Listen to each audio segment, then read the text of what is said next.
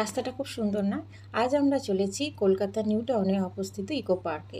আর এটা হচ্ছে ইকো পার্কের ৬ নম্বর গেট দিয়ে ঢুকে ভারতের প্রথম সোলার ডোম মিউজিয়াম।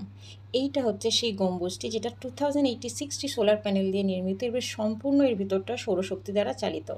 এর ভিতরে আছে একটি মিউজিয়াম যেটি রিনিউয়েবল এনার্জি, এনভায়রনমেন্টাল সাস্টেনেবিলিটি এবং সোলার পাওয়ারের যে গুরুত্ব সেটা এখানে বোঝানো হয়েছে।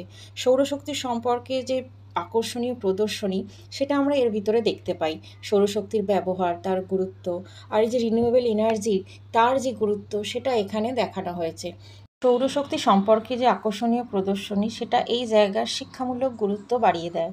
একটু হাতে ৩-৪ ঘন্টা সময় নিয়ে আসতে হবে, কারণ পুরো জায়গাটা খুব ভালোভাবে ঘুরে দেখতে বেশ একটু সময় লেগেছিল আমাদের।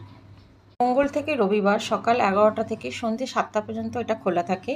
আর এটার এন্ট্রি ফি হচ্ছে ₹200 পার হেড। তবে হ্যাঁ, ৩ বছরের নিচে কোনো বাচ্চার কোনো টিকিট লাগে না। আর হ্যাঁ, ইকো পার্কে ঢোকার যে এন্ট্রি টিকিট যেটা ₹30 পার হেড সেটাও অবশ্যই কাটার দরকার লাগে। ওটার সাথে এইটা মানে 200 প্লাস 30। সোলার ডোমটি প্রায় ৫-৬ তলা উঁচু হবে। আর এর একদম ওপরে গিয়েছিল একটি রেস্টুরেন্ট। পুরোটা ঘুরে গিয়ে ওপরে কিছুটা সময় বসে একটু রিল্যাক্স করে তারপর নেমে আসা যায়। বেশ ভালো লাগবে। আর এই ৩-৪ ঘন্টার সময় যে কীভাবে কেটে গেল আমরা কিছু বুঝতেই পারিনি। ওখানে অনেক অ্যাক্টিভিটি ছিল যেগুলো করতে করতে সময় এমনিই কেটে গিয়েছিল। খুব ভালো লেগেছিল জায়গাটা। আর এটা হচ্ছে একদম ওপর থেকে দেখো নিচেটার ভিউ। পুরো জায়গাটা দেখা যাচ্ছে ওপর থেকে। বেশ ভালোই কাটলো আমাদের সন্ধ্যাটা। আমি অবনীতা। Thank you. টাটা।